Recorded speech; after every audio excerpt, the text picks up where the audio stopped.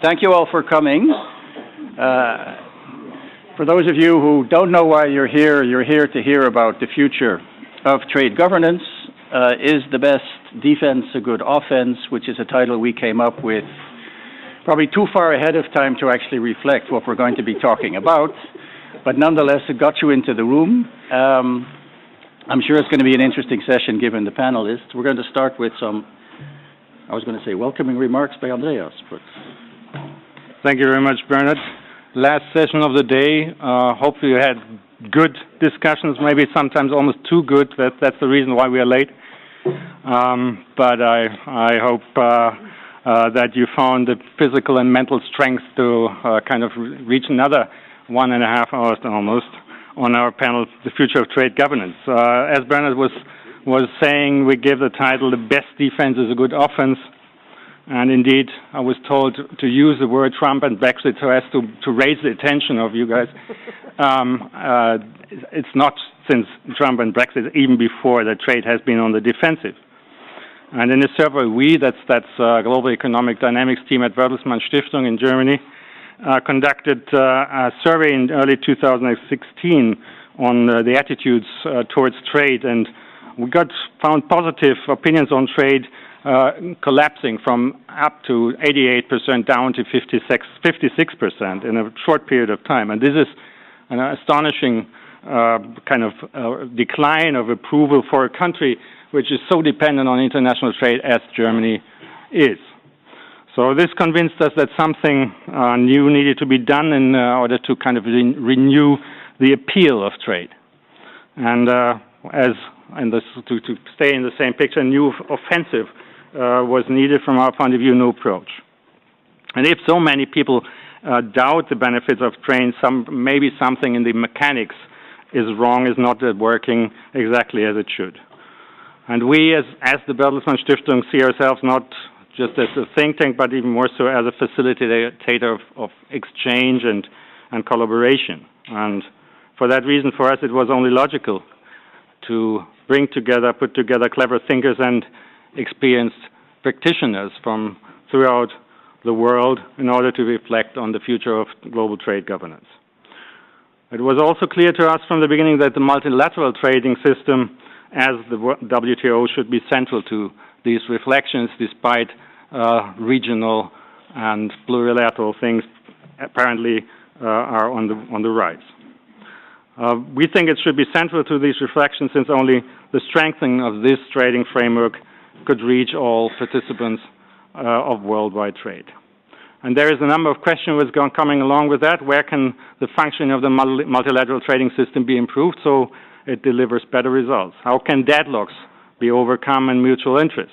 What kind of update finally would need to be installed in order to fix the system? These are big questions we put to the members of our so-called high-level board of experts on the future of world trade governance. We want to identify feasible and both realistic policy options based on the current institutions. The board took up its activities in May this year. We're working towards a report to be ready in early 2018. In the meantime, we as the Bertelsmann Stiftung have commissioned additional work to inform and stimulate the work of our board of experts. And the paper that Robert Wolfe is going to present this afternoon is one of these research activities. It's not formally part of the conclusions of our board, but it's definitely a very informative and inspiring piece of work, and of high importance for the group. The subject of institutional learning is one that features prominently in the discussions of the board. And the multilateral trading system has been exposed to manifold changes in its surrounding political economy. And one doesn't really have to go back to Charles Darwin to understand that adaptation is an important factor to survival of any system.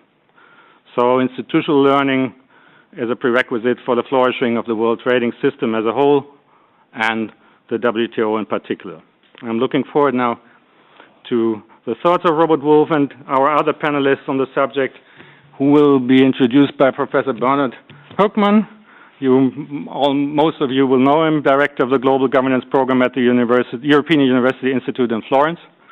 And we're happy to say Chairman of our board of experts. I use the opportunity to thank in advance all our participants for being here this afternoon and giving us your insights into your thoughts and your wealth of expertise. So thanks a lot for the attention. Bernard. Thank you. And I was doing a bad job in chairing because I should have introduced Andreas. So if you haven't understood it yet, he's a director at the Bertelsmann Stiftung who is supporting a lot of the work that we're going to be talking about today. So we have 4 speakers. We're going to start with 2 presentations, which kind of are elements of this program of work that Andreas just described. And then we'll have 2 discussants. So our 2 speakers, in terms of people who have presentations and are going to give you some ideas, are Bob Wolfe, who doesn't really require a lot of introduction to this audience. He is a professor emeritus at Queen's University in Canada. And Hector Torres, who also doesn't require much introduction, I think, to this audience, given that he's been in and out of the WTO twice, I guess. 3 times. So he's been in and out 3 times and has been an executive director at the IMF in between, aside from doing other things as well. Then our 2 discussants are going to be Annabelle Gonzalez and Arancha Gonzáles, and they require even less introduction, so I'm not going to do it. Arancha, of course, is the executive director of the ITC, and Anabel, who is opening up another panel, which the World Bank is running, will be with us in a few minutes, and she's the senior director for the trade and competitiveness practice at the World Bank.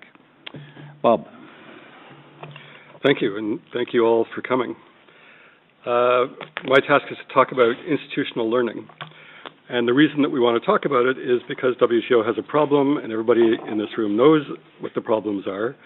What I've quoted here is from the Friends of the System, who put something on the table at the last General Council meeting in July. The organization can't make decisions, nobody's notifying, and the dispute settlement system, everybody's very worried about that. I'm not going to talk about the dispute settlement system, you'll be relieved to know, but I will talk about the first 2 things on that list. So given this familiar picture of the problems in the system, what can be done about it? You can muddle along, you can look for top-down external advice. I leave that for Hector. You could make a major change in the WTO operating system, which I would advise against, or you can encourage institutional learning. First question, of course, is who has to learn? All of those concerns that were expressed by the Friends of the System are about members. It's not about anybody else, it's just the 164 members, which means they are the ones who have to learn. And one of the things I'll want to stress is that institutional learning is a collective process.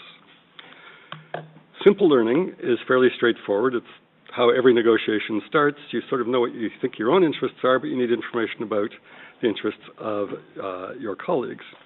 Complex learning is more interesting. That's where you're trying to reduce uncertainty about your interests, about the nature of reality, and perhaps most important, about cause and effect relations in the domain. And complex learning requires deliberation that leads to consensual understanding. And the thing about complex learning is nobody can do it for you. So what is it that WTO ought to learn about? And one of the problems the organization faces at the moment is that, unlike the Paris Agreement, you can't state in one sentence what the point is. Obviously, WTO is explicitly designed to serve the needs of commercial policy, structure of rules. We've heard this endlessly, including this week. It reduces uncertainty for governments, for firms, etc. Although what some people are beginning to ask is whether cooperation among states is what firms in a digital economy or firms in global value chains need. So it's actually the way the WTO conceives its problem. Is that still the best way to conceive it? Developing countries think the WTO also ought to serve the needs of social justice. That's why we hear concerns about whether the rules erode policy space. But of course, it's fair to ask whether you actually need the WTO to help countries learn how to reduce trade costs. And you might legitimately say, is that all it's about? The preamble places all the objectives of the trading system in the context of sustainable development. And it would be fair to ask whether the WTO is capable of asking itself if it's meeting all the objectives of the preamble, and indeed if the objectives in the preamble are still the best ends to be served by the WTO.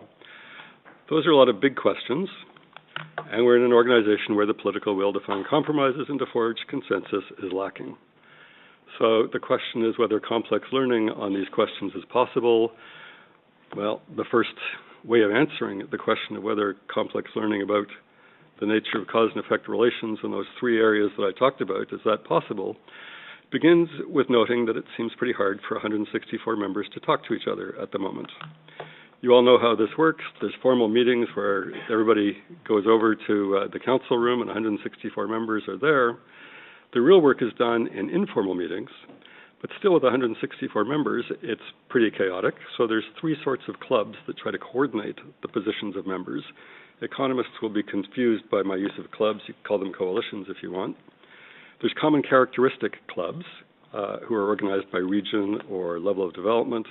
There's clubs who share an objective, and there are bridge clubs.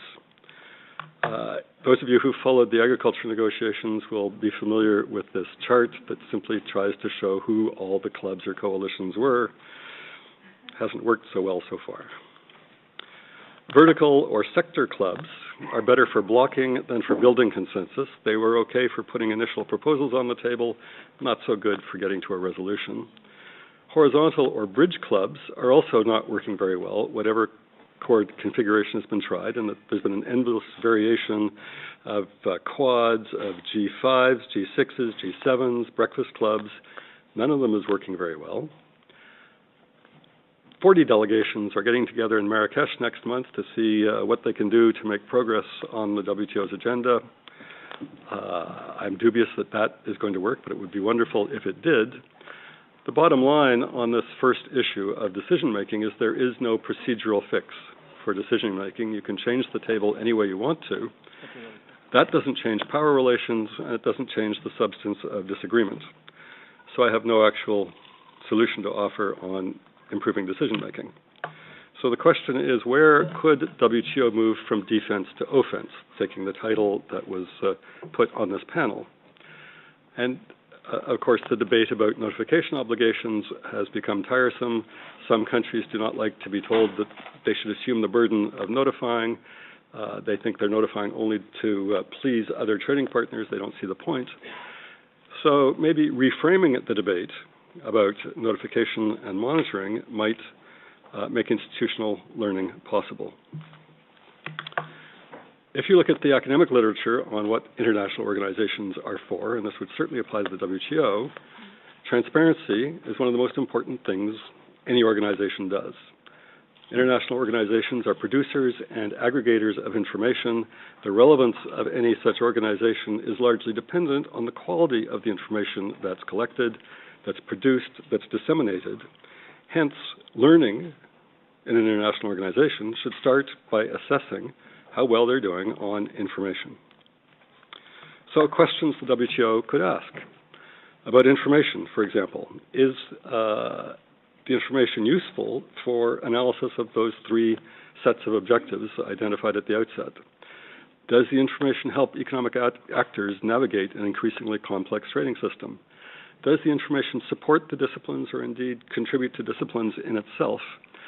Does information help citizens to see inside a system that seems remote, dominated by elites, distant from their own concerns? With respect to WTO data, is it comprehensive?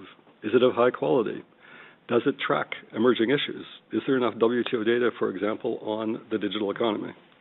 All useful questions to ask. If WTO information is a burden or a benefit, that might help us understand an interesting phenomenon that members seem to be more willing suppliers of information, that includes statistics as well as notification, in some areas than they are in other areas. Maybe that's because they see the legitimacy of WTO and the Secretariat differently between agreements or between committees. It's worth asking. Proposal that Petros Mavroidis and I have made is that perhaps the Secretariat could act as the common agent of members in assembling information on their trade policies, which might be especially useful for countries that lack the capacity to do a lot of that statistical work themselves. This works very well in some respects in the trade policy review process, where the Secretariat goes out, it gets information, it asks the country concerned to verify it. Of course, the TPR Secretariat does not have enough staff to do that, so maybe the countries who think notification is important should contribute a few $1 million a year extra to allow the Secretariat to act as the common agent. Worth asking how useful monitoring is. We all stress how valuable surveillance is. We can talk about the contribution it's made to avoiding the worst effects of the aftermath of the financial crisis. But does monitoring lead trade ministries to provide more information? Do countries change policy because of surveillance here? Or do trade ministries say to other units of government, you know, we're being embarrassed in the WTO, it's time to change? Equally, and perhaps more important, the TPR is thought to be very valuable, but does every government understand that you can use the preparation of the TPR, both the Secretariat report and your own, to learn about your own policy? Do countries understand how the questions and the answers they'll give in the Trade Policy Review Body are actually an important way to learn from your trading partners? At the level of committees, each committee might usefully say to itself, do we need better information to do our work?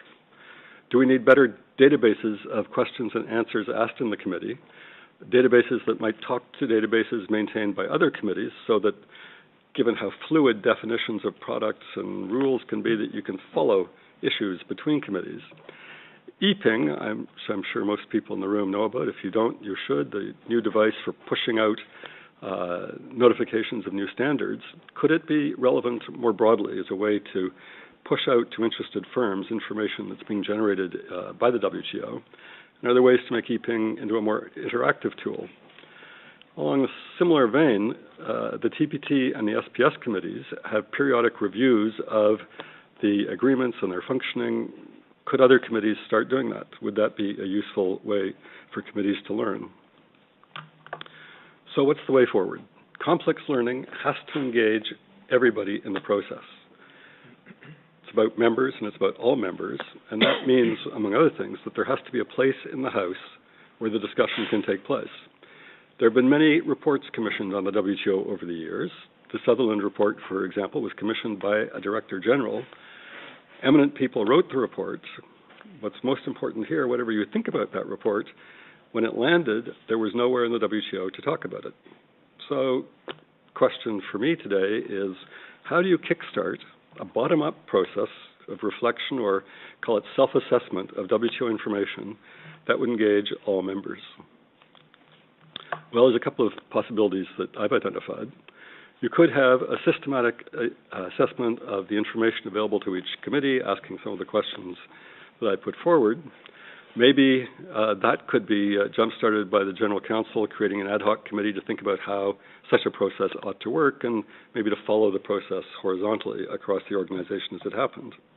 You could also try, as a result of such a process, to end up with a synthesis report that would be discussed in the General Counsel. And indeed, you could even, in some situation that wasn't quite as politicized as the current one, you could have ministers saying, we would actually like to have such a report where the WTO assesses itself on information. So what's the benefit of going on the offense in this way? Well, better information about the WTO and about the trading system in itself will facilitate learning, including about what the WTO is good for. Better information, and by that I mean information that's better aggregated and that is more accessible, that is more searchable, that may help citizens see that the WTO is working for them and not supposedly only for big companies. And finally, and perhaps most important, what I'm suggesting here is a way to reframe what may, for many people, be a tired debate about why countries don't notify. It's a form of, this reflection on information can be a form of learning about WTO governance, about what the WTO is for. In short, it could be a way of changing the channel, and that could be a very valuable way of learning. Thank you very much. Great, thank you, Bob. So I guess you guys, is there a clicker? Yeah, you can use the clicker, I think, yeah. So our next speaker is Hector Torres, who's going to go a little bit more deeply into how we might actually do self-assessment. Okay. Well, good afternoon, everybody. I'm very happy and honored to be here. I think that we all would agree that we have some weaknesses as individuals, and that we are not happy when we're confronted to those weaknesses. We find it more comfortable to ignore them than to actually acknowledge them. The problem is that when, by ignoring our weaknesses, we don't prevent them from building up. And we only tend to face them when they become too apparent. And by that time, the consequences may be already too serious to be easily repaired. Now, in international organizations like this one, things are not that dissimilar. If they are allowed to sweep problems under the carpet, they would happily do it. Yet, the problems keep building up, and eventually, they may drag the organizations into crisis. The WTO is no exception to this dynamic that we know in many organizations. Some problems have been building up over time, and they do not fit anymore under the carpet. In a paper that was recently published by CG, I have a few spare copies here if you want. This is part of a commercial. I chose just two examples to illustrate this point. One example is the special and differential treatment that allows for derogation from general rules for 2/3 of the members of the WTO, but does not serve the purpose of leveling the playing field for those that actually need it most. And the second example that I use to illustrate the problems that have been growing and they do not fit anymore under the carpet is the loss of what I call the collegial spirit that the GATT had and that has allowed now for abuses in the way the rule of consensus is interpreted. Now, I am sure that you could identify several other dysfunctional working practices that need to be acknowledged, need to be addressed, and need to be redressed. But the point of this brief presentation that I'm going to make today is not to address those dysfunctional working practices. That is something for members to discuss and identify, but rather to ask and try to answer how can the WTO ensure an ongoing adaptation to avoid future wake-up crises. And that's the subject of the presentation today. Now, my answer is the WTO needs an independent evaluator. It's not an external evaluator, it's an independent evaluator. And why is this? Well, how can an evaluator help?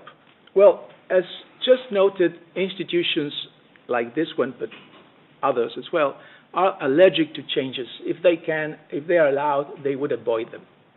An evaluator doesn't guarantee that the institution will adopt reforms, even less that those reforms are the appropriate ones.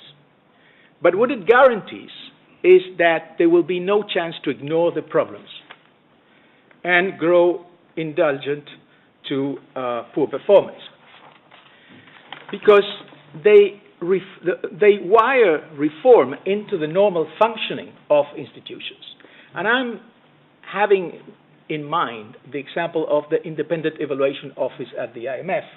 There's a similar independent evaluator at the World Bank and in many other institutions, definitely in all regional banks, but many other institutions as well.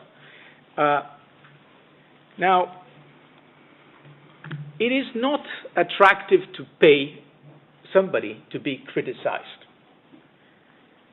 It is a very strange proposal that we would pay somebody so this person gives us, I don't want to say the word, but you have it in mind, tells us what we don't want to hear.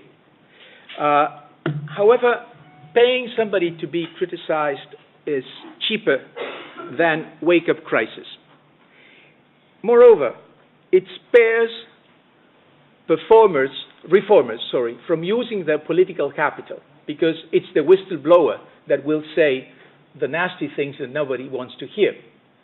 Reformers don't have to go out and use their political capital to tell the others the things that you don't want to hear. And it is a way to avoid the need for sudden and big reforms. It is a way to ingrain in the business of an institution incremental reforms. Now, what kind of evaluation? What kind of evaluation I am suggesting that we could have here at the WTO? It's an evaluation that would be the systematic examination of working practices, dysfunctional working practices that members need to identify, that have been developing, that the evaluator would confront members with. I gave the example of S&D and consensus, programs and activities that need to be improved. Bob just referred to TPR and transparency. Now, what evaluation for what? What would the evaluator provide? The evaluator would provide evidence on results and performance, answering these questions. Are we doing relevant things? Are we being effective? Meaning, are we reaching the objectives? Are we being efficient? Are we using resources in an efficient way? Are we doing this in a sustainable way? Or is it one shot? The fact that of allowing an evaluator to criticize the organization and making it public, as normally independent evaluation offices do, enhances, of course, transparency and allows for self-criticism, which, of course, enhances the legitimacy of the organizations. And it allows for continuous learning, improving and adapting. Now, an evaluation differs from audit. Audit is about assessing management controls and financial integrity. It seeks to mitigate risk, addresses waste, fraud, and abuse, promotes compliance. Now, evaluation is a different practice. It assesses the effectiveness of policies and practices and seeks to take a more strategic and goals-based perspective to bring alternative perspectives and promotes learning. Now, the question is, who would be evaluated at the WTO? This is a member-driven organization. Am I suggesting that members should be evaluated? You're saying yes, but no, I'm not suggesting members to be evaluated. They would never accept that. I'm suggesting that all WTO bodies could be evaluated, WTO management and secretariat could be evaluated, and the policies and working practices should be evaluated. The evaluator would put a report before members. Members would not be able to ignore it. They may address it. They need to address it, of course. They may not accept the proposals that the evaluator puts forth. It's the right. But they are forced to look at the problem into the eye. There's no way you can sweep that under the carpet and ignore that it is under the carpet. So an evaluator needs to be a ruthless truth teller. Now, what are the qualities that an evaluator needs to have? Well, it's basically two. And it's to be familiar with the work of the organization, but not to be part of the family of the organization. It needs to be independent. It needs to be somebody that understands the organization, is very familiar indeed with how it works, but not part of the family, meaning should not depend on the Director General and should be entirely independent, of course, from the General Counsel. To conclude, international organizations only learn when they are forced to move out from their comfort zone. Same happens with us. Facing problems is uncomfortable, but procrastination comes at a higher cost. Facing problems is not equal to fixing them, but addressing problems gives us a much better chance to solve them and redress them than ignoring them. And an independent evaluator, as those that exist in other international organizations, and I know very well that works at the IMF, they're not evaluating members, but they can force WTO members to address problems in a timely fashion. There is still time to avoid a crisis here, but the time is running short. Thank you. That's my presentation. Great, Hector. Thanks a lot. I hope that will give us food for discussion once we go and turn it over to the floor. But before we do that, we have two very informed discussants who have both been part of the WTO Secretariat. So I'm actually quite curious to see what your responses are to this. So let's start with Annabelle Gonzalez.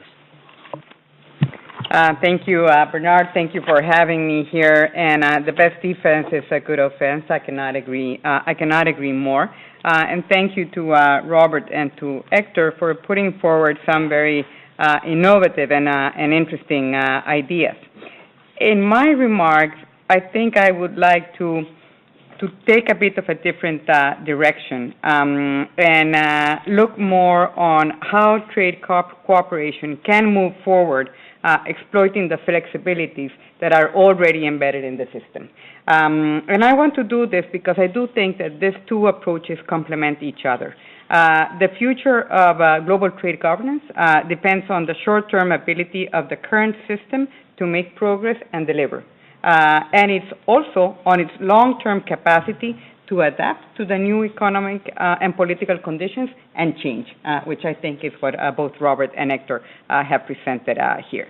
So let me just say in less than 2 minutes a little bit on the relevance of the multilateral trading system from a historical perspective, because I do think that we need to keep this in mind when looking at some of these issues. And that is that, as we know, the current rules-based global trading system grew out of the calamities of the Great Depression and the Second World War and remains a pillar and a key strength of the global economy. So coming on top of the monetary and financial factors, the spread of trade restrictions at the time severely aggravated the Great Depression of the 1930s, and the resulting breakdown in the multilateral, in the trade system that had underpinned the global economy prior to the First World War was swift and lasting.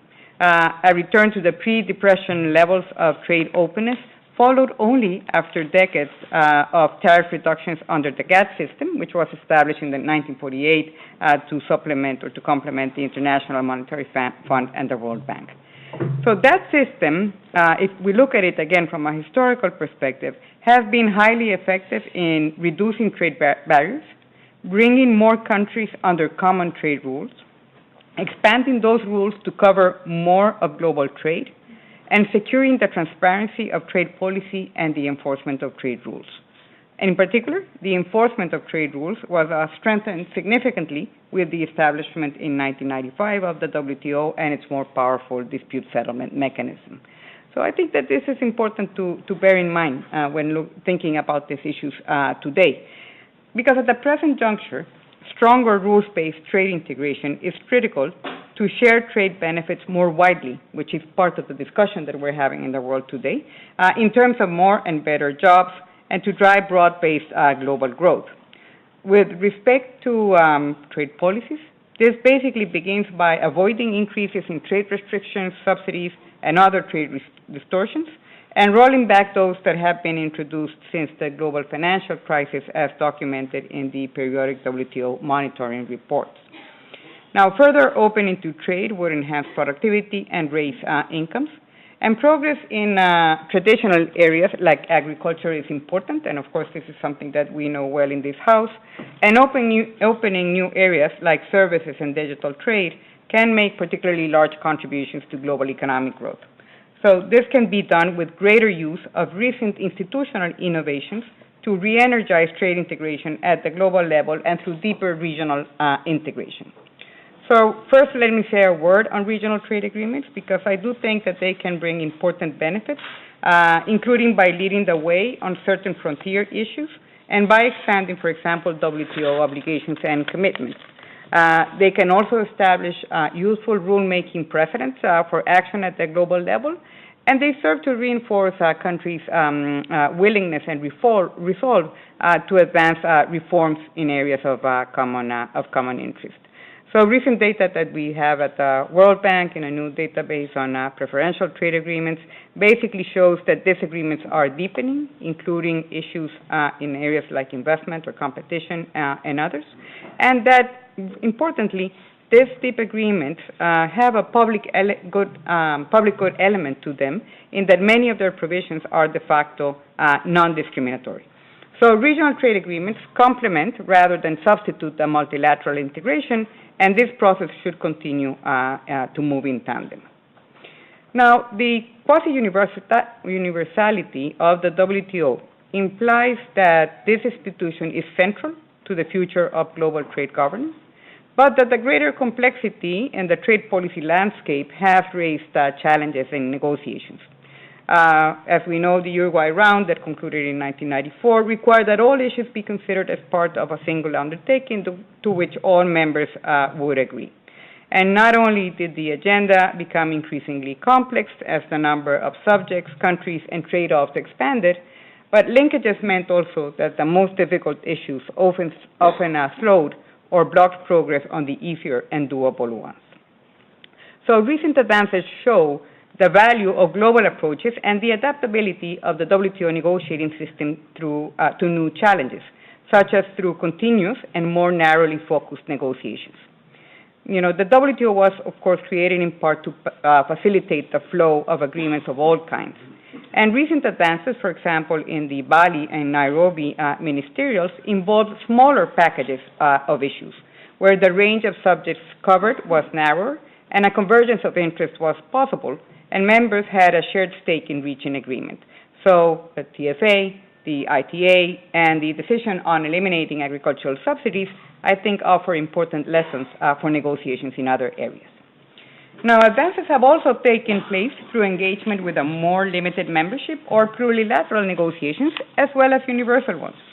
And multilateral trade rules have always recognized that not all members can or should be expected to accept the same rules or commitments. And this is increasingly true in a diverse WTO membership of 164 countries. So rules in areas such as domestic regulation often are inherently non-discriminatory and not easily tailored to specific trade patterns. So this suggests that calculations of reciprocity may be less relevant to multilateral negotiations in such areas, with more scope, for example, for critical mass undertakings. And again, the GPA, I think, is a good example. Now, advances have also continued using universal agreements with individualized commitments explicitly linked to resource capacity. And again, here, the TFA is a very interesting example that I think sort of paves the way forward as well. So finally, and with this I conclude, continued efforts for cooperative solutions to shared challenges remains of essence. The trade facilitation negotiations were driven more by the search of cooperative solutions to shared challenges, such as standardizing customs procedures and harmonizing documentation, rather than by a drive to seek market access. And this experience, I think, has enhanced recognitions that countries stand to benefit most by reforming their trade procedures collectively and not just individually. Looking ahead, I think an emphasis on expanding cross-border cooperation is also relevant to cross-border regulatory issues, a topic, of course, of which Bernard has written extensively, where the objective is not really to deregulate, but to minimize regulatory frictions by exploring ways to advance shared policy objectives in the least trade restrictive way. So, thank you. Thank you for that. Our last speaker, Arancha. Thank you so much for the invitation, and I'm going to reword the question that you asked to us, and I'll put it with my own words. If, and I'll borrow from what we heard from Bob, if in the climate discussions we are moving from a GATT system towards a WTO, why is it that in trade we are moving from a WTO towards a GATT? That's essentially the question that you have put to us. And lots of very good ideas have been put forward by both Bob and Hector. In my experience, I will start with what I think will not have such a great impact in fixing the problem. And then maybe offer, so I'll start with the negative column and then maybe move a little bit to what I think could be helpful in offering some solutions. I don't think that membership and the size of the membership is the problem in the WTO. I think the problem that we are seeing today is pretty localized. So whether we have added 20 members to our membership, I don't think has multiplied by 20 the problems. The problems are known and they are, as I said, rather localized. Two, I don't think that there is a miracle solution, either a top-down or a bottom-up, a commission, a report, and for that, or a high-level panel that can fix the problem. I don't think there is a button that you can touch that will fix the problem. I think it needs an understanding that this is going to take longer because it's about reconciling members that have divergent views on the objective of the organization, on the mandate of the organization, and on the value, more fundamentally, of openness. Three, I have some reservations on the independent evaluator route, having been myself in a situation where the members of my organization commissioned an independent evaluation, which was hugely useful for me as leader of the organization to push forward, first to understand the health of the organization and to push forward with useful reforms of the funding mechanisms, of the structures of the organization, of the way in which we design projects. But the most fundamental question I had, which was the governance structure of ITC, that has a double affiliation to the United Nations and to the World Trade Organization, multiplying exponentially the costs and committees and councils and bodies with which we have to interact in our daily governance, was essentially left in the hands of my members, and my members were only too quick to brush it aside, put it into the cupboard, and go back to the 15 recommendations that I had to deal with.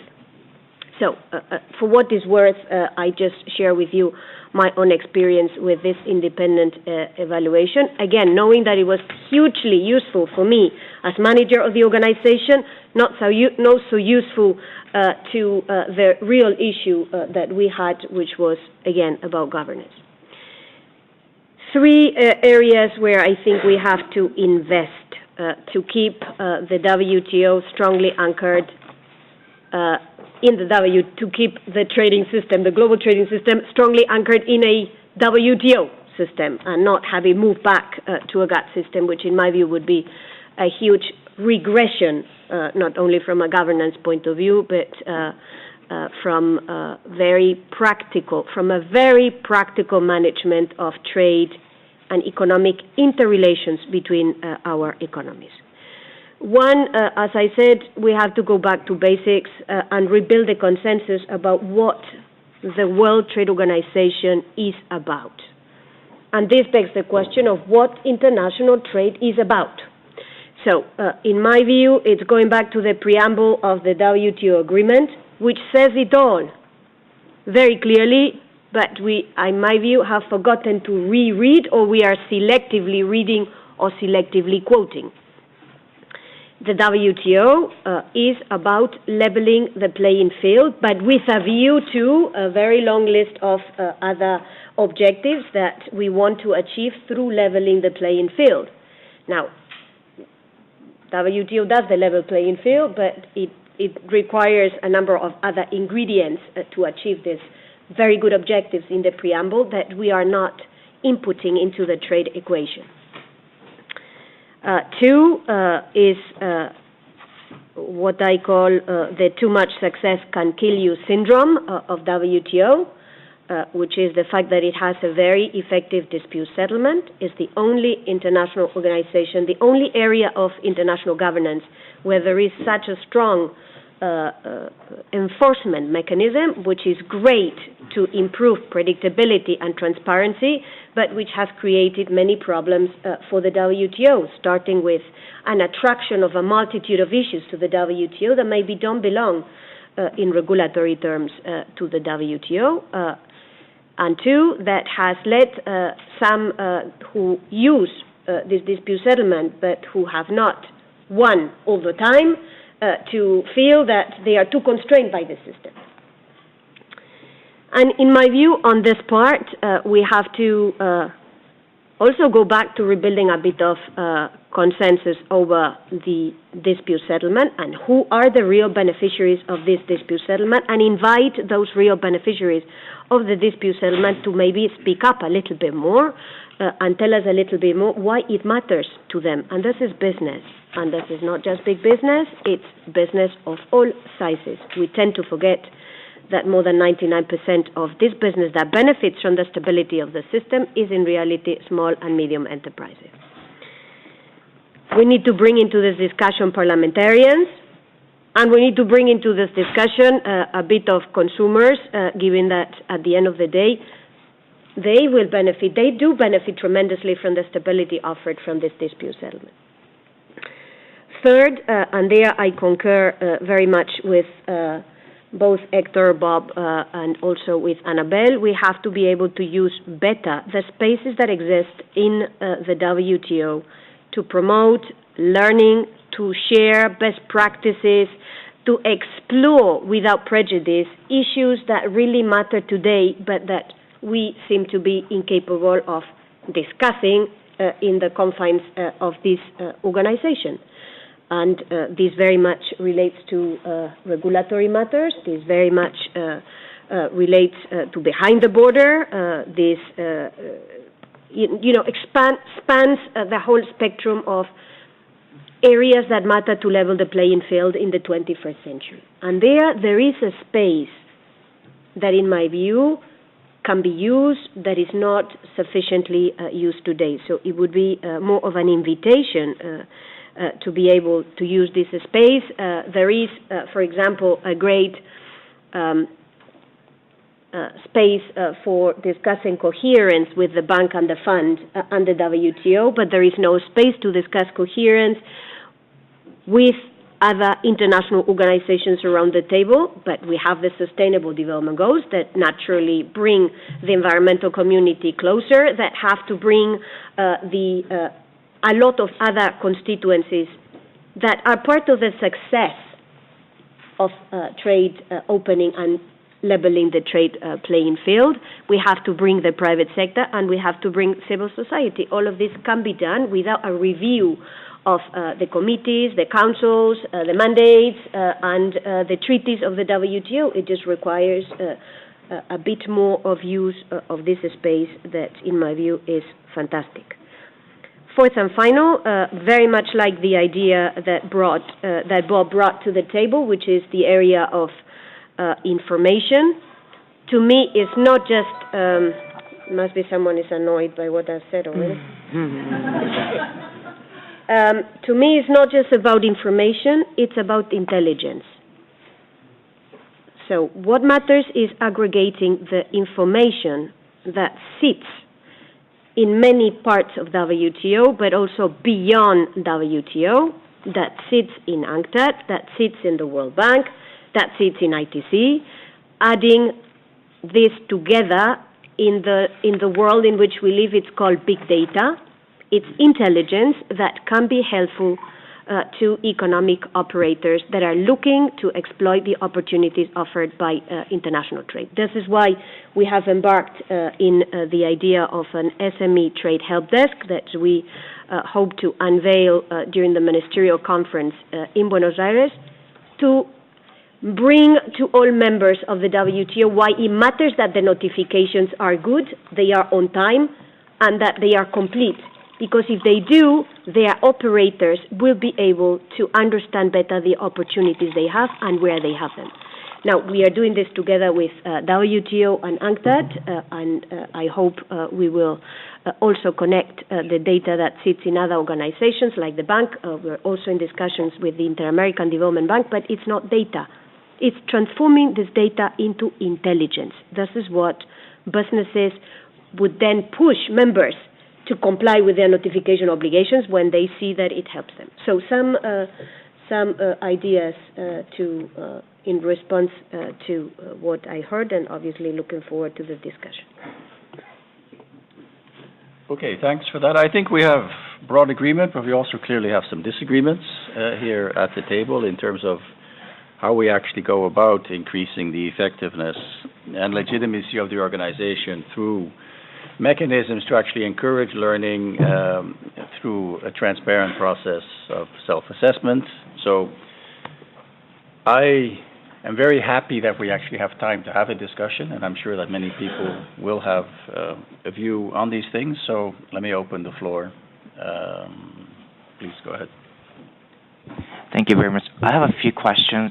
First, with the second speaker.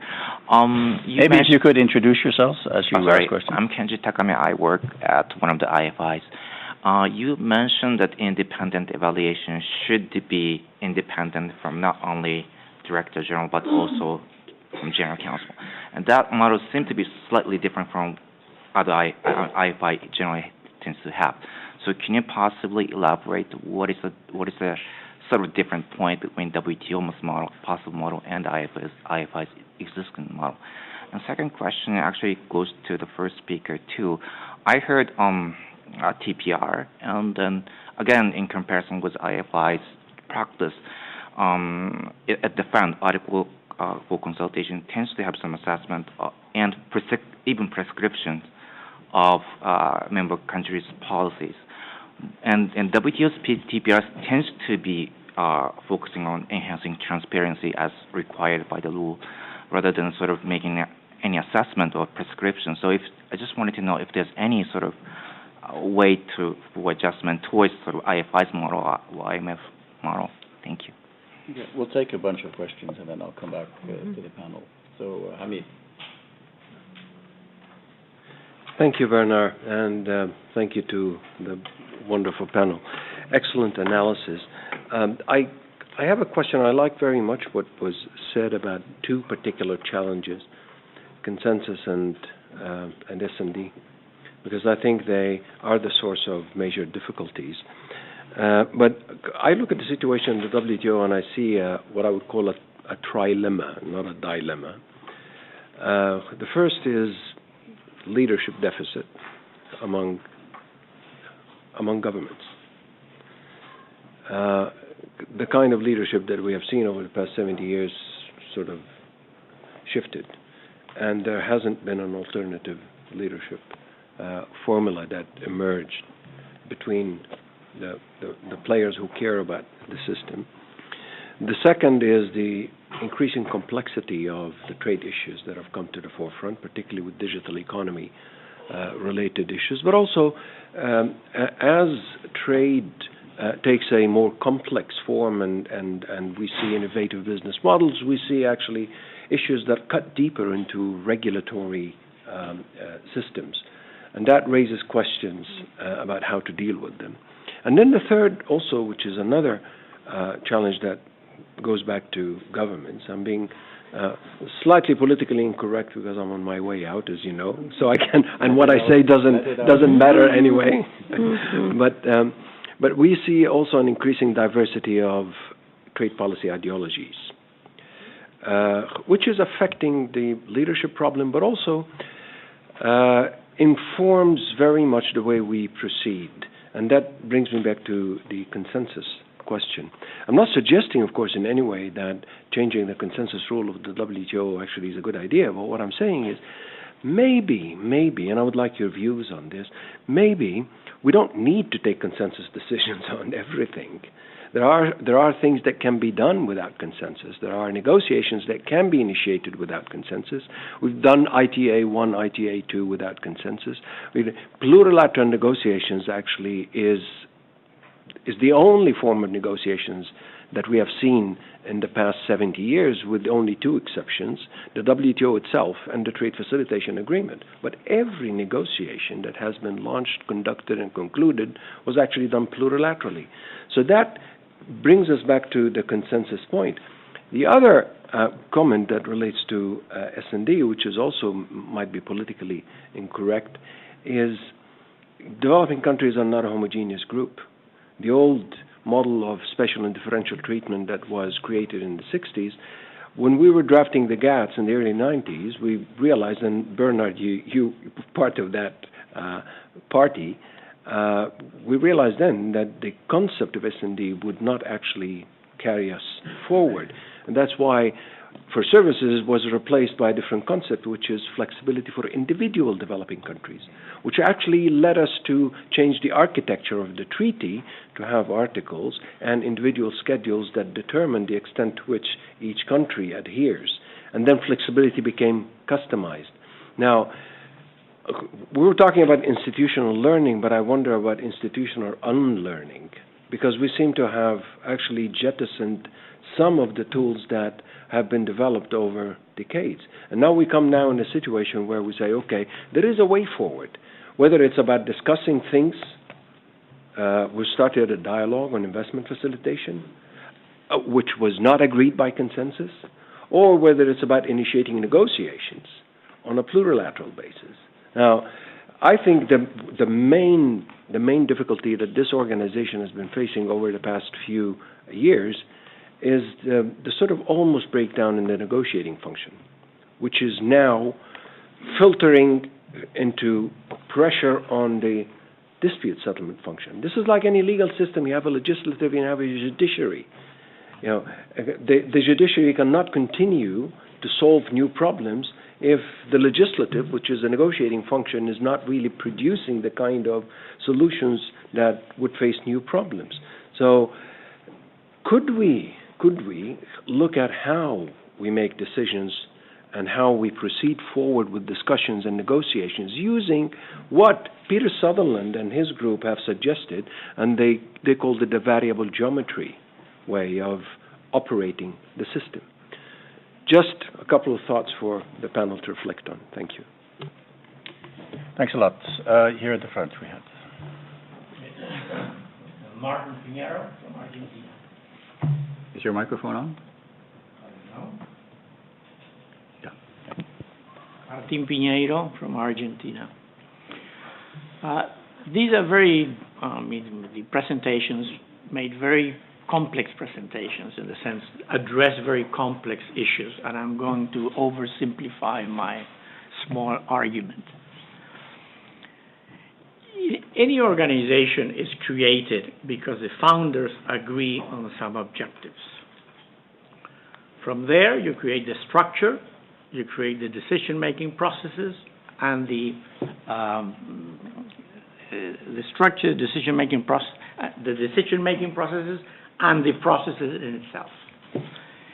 Now, when those things do not work, the independent evaluation is a good thing to do, because the independent evaluation can evaluate those and report to the founders.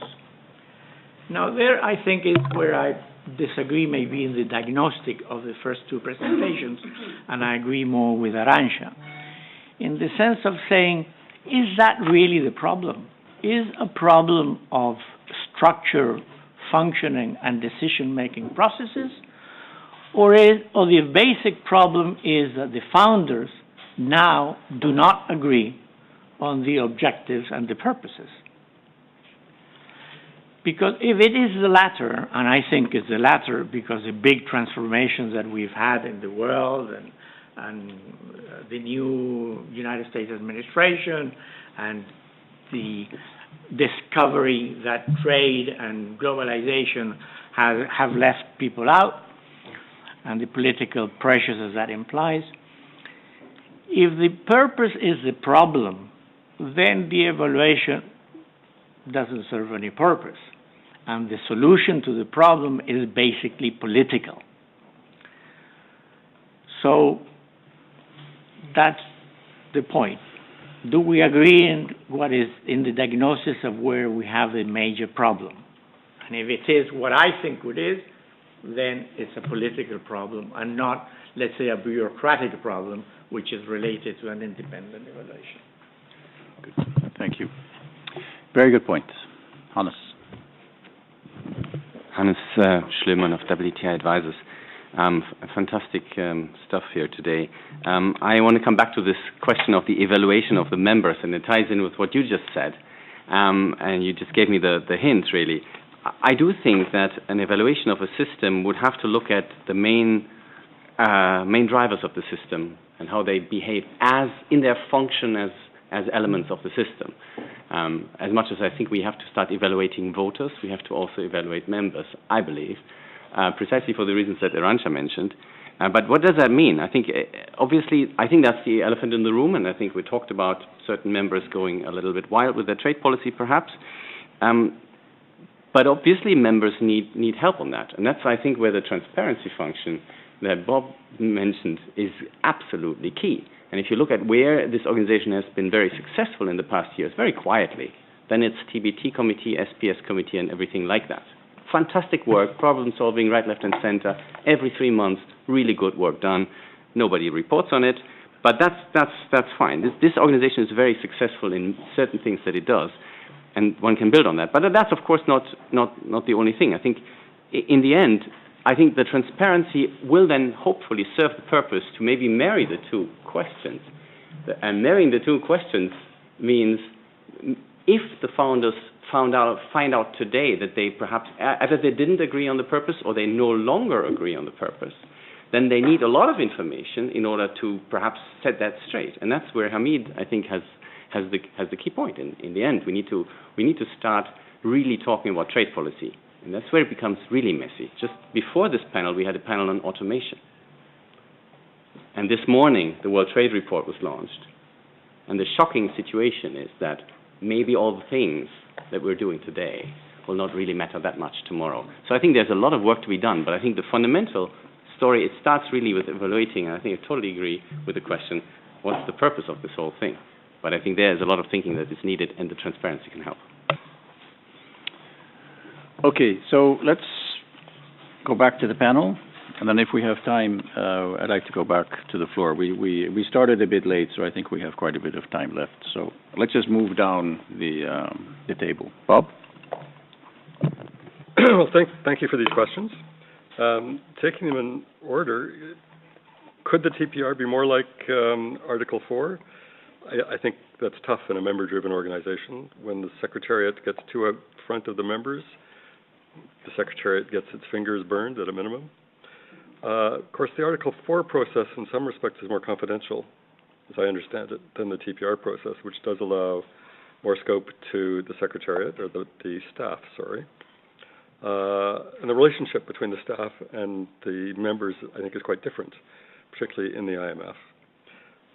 The TPR could be more analytic, but even more, the Director General's annual report on the state of the trading system, which comes out in November, December every year, could be much more analytic. Indeed, you could kind of elevate it and think of it as a TPR of the system, doing to the system as a whole what the Secretariat does for individual members, and then that, one would hope, would be perhaps a little more prescriptive, although the Secretariat would still face risks. Hamid, what I mostly heard you saying is that critical mass deals are a good idea, that reference papers are a good idea, and I couldn't agree more. I think if members as a whole don't want to move forward, for example, on e-commerce, then I think there would be no alternative except for the coalition of a willing, if one exists, to move forward, but that gets us back to your leadership problem. We know that there are two countries who would have to be part of any coalition of the willing, of any critical mass deal. One of them, not clear it wants to be part of any new multilateral arrangement of any sort, and that one may not be in a position to make any deals with the other one at the moment.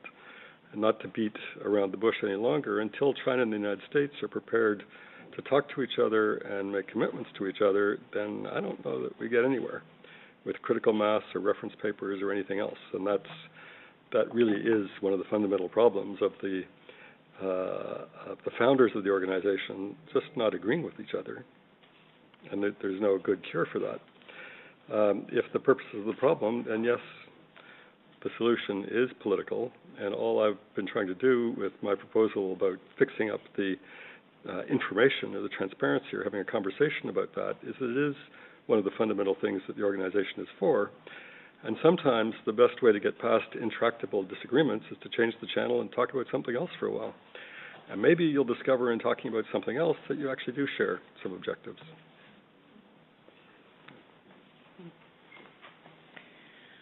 Well, thank you. Good questions. Let me go in order. First, the independent evaluator. Why would it be independent from the General Council, and what is the situation in the IFIs, at least in the IMF and the World Bank? The independent evaluator is independent from the Executive Board. Doesn't mean that the Executive Board does not choose the independent evaluator when it has to change. It has 4 years mandate renewable for 4 more years. So in 8 years, you choose them. But after they choose the independent evaluator chooses himself or herself without any consultation to the board, which are the subjects that he's going to be or she's going to be evaluating with his team. So they are totally independent in that sense, and I believe the same should be here, if we go in that direction. The issue of TPRs and Article 4 is very interesting as well. There's some fundamental differences between the IMF and the WTO. I would say two. First of all, the IMF polices compliance with by members with their obligations, and the WTO is totally prevented from policing compliance of members with their obligations. The only one that polices compliance is a panel with an individual claim, right? So the Secretariat never polices compliance with. That's one.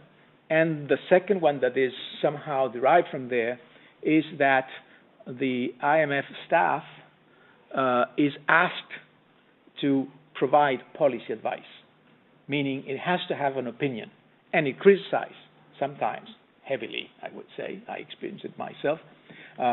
What are the policies of the country they are assessing in the Article 4, and you would never see that at the WTO, perhaps very much for the reasons that you have this dispute settlement mechanism that you have to preserve it, and you have to be neutral from the Secretariat. So I would say TPRs could go a little bit beyond, and indeed it's one of the few opportunities to evaluate some members' policies without expressing any kind of judgment on the consistency with their obligations. But I wouldn't say they can go that far as Article 4. It's difficult to disagree with Hamid. I mean, I can agree with everything you said. And the leadership deficit is, of course, it came up in two more comments, Martin Piñeiro and Hannes, and that is very clear. Now, when we have a leader in mind that is now absent, we all know who we're thinking about, right? Now, this brings me to the story of if there's a disagreement on the values or not, which is the question that you put, Martin, which was a very good one.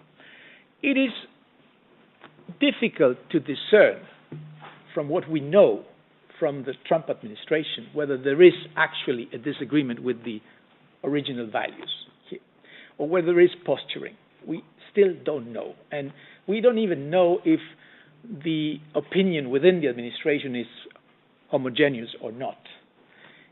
But there's one thing. It's easy to blame because he's an easy target, of course. But let's be honest. The United States has been complaining about global imbalances for long, very long. The first time I went to the IMF, they were already complaining about this. And when they complain about global imbalances, what they have in mind is the current account deficit that they have, of course. They have complained for long as I remember, about what they call judicial activism of the appellate body and breaching the gaps and all that story. They have complained for as much as I can remember about forced intellectual property rights transfer. They have always complained about measures that are applied to investors or requests that investors have to accept to be allowed to invest in, say, China, and the request may be, local partners to whom you transfer technology. All these things are old. I've heard them for long. Now they have steroids. That's the only difference. They add steroids to the old complaints. So I don't know how, of course, there is a kind of a suspicion that this administration has a particular inclination to believe that bilateralism is better than multilateralism, but yet it is difficult to say. Now, the point is right. I mean, if the leader, beyond being absent, because it was already absent before Trump, right? Beyond being absent, has or now disagrees with the fundamental objectives that this organization has, well, we are in a deeper problem, and an evaluator could not fix it. Now, I believe we have several problems. That is one problem, and maybe it disappears in 4 years, right? Now, beyond that, we have dysfunctional working practices that an evaluator, yes, could address, and members have been sweeping under the carpet, and of course, as Hamid said, these are the examples I brought, are two examples that are very obvious, but there are other examples, of course. And so that, for that, an evaluator could be very useful, I'm convinced. I think that is about my reaction. Thank you. Thank you. I think the legitimacy of a system is related to its capacity to deliver results. That's the most important thing. So the question is then how to deliver those results. And I think that certainly in the current context, but I'm more inclined to think that in almost every context, except where there may be windows of opportunity, it's better to think about pragmatic ways of making progress, incremental ways of making progress. And I think that this is what members have found, maybe without even rationalizing it as such. And we have seen this in, as I said, in what was achieved in Bali, Nairobi. Those are important results for the membership. We have also seen it most recently in the types of discussions that are being conducted. And I was very keen to participate in this informal discussion on investment facilitation, and I found that the discussion was quite good. So these are sort of interesting ways, not with big fanfare or anything, to be able to try to see if the organization can continue to deliver. So I think it's relevant to think about new ways of becoming useful to members. And again, the organization has done that. When some years ago, the Aid for Trade initiative was put forward, that was a way for the organization to serve the membership in a non-traditional way, but it was a way to serve the membership. Or when the report of protectionist measures was put out as well during the times of financial crisis, another way of serving the membership. So in the current context, one can think about different things. I think Arancha was talking, and somebody else also made the point about making information available to membership. In today's world, we have a lot of information. We need to discern that information, put intelligent information on the table. I think that would be a way of being useful to the membership. I think dialogue is also relevant. Dialogue is the one that has been done in investment facilitation. I am not a big fan of dialogue on big values or purpose, and I wouldn't do it at this time for sure. And I think then another interesting thing that the members have done, and it was mentioned here, is the type of work that is done at the SPS and TBT committees.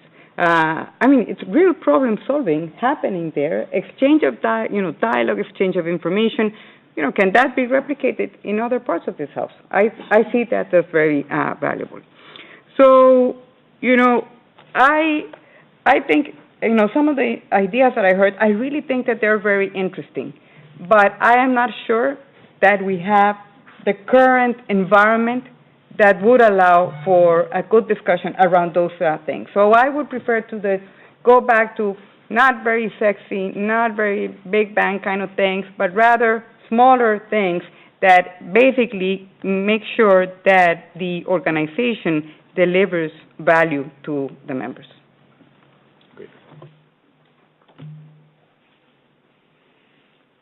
Very little to be said after these great responses. I would only want to focus for a minute on the special and differential treatment because, again, there too, the technologies exist to adapt it to the circumstances. We started with time, playing with time. We then moved on to having different rules depending on what type of members. We then moved on to an a la carte system. We then moved on to commitments linked to the provision of technical assistance, which was the very innovative mechanism that was developed under the Trade Facilitation Agreement. So I don't think we are short of tools in the toolbox. We've got all the tools that we need to play with all the different variables and adapt it to the specific circumstances of the countries, provided there is an interest and there is a bit of a constructive spirit in moving forward. And on this constructive spirit, I see a bit of a gap here and there, no least simple things like, for example, 2 chairs in the appellate body vacant with a third one coming up. So, I mean, technology is available, but we need a bit of political will. I hate the word political will, by the way, but it just comes handy to express that there needs to be a bit of energy from key members in this organization. Okay, thank you for that. I think we've moved a little bit closer to each other in terms of the responses, and I particularly like Bob's response to you in terms of if we disagree on purpose, maybe we need to change the channel for a while and actually talk about the type of things that Annabelle was mentioning, which is again a lot of what we are essentially talking about here. So, and I think unless anybody else has a burning question, I think we close it here. Andreas? Thanks, Bernard. Thank you all. Maybe a few final remarks, not about trade, because I'm definitely no expert, not compared to these guys here. Bob said, if you're stuck, then you might better talk about something else, perhaps to solve the solution. Looking at trade, the incredibly speed of change of the environment of trade, or the very self of trade, leaves us probably somewhat clueless yet, not yet understood. So that's a bad thing. A good thing, maybe that it creates space of plasticity, things where we can move things where we can fill in, which are not yet fully regulated. And looking at these spaces, that's getting close to what you said, applying AI and applying these kind of things is something we might have a look at it. That was one thing. So that is the talk about something else part. And obviously a panel can't solve everything, but it can talk. And we talk behind closed doors, but not just behind closed doors. We also try to reach out. And for that reason, if you want to keep track on what we are doing, we opened a microsite called futuretradegovernance.org, where you find the growing pile of things we create, and we invite you to keep an eye on our work. And thanks again. Thanks to you, Bernard, very much, and thanks to the excellent panel. Good night. Good evening.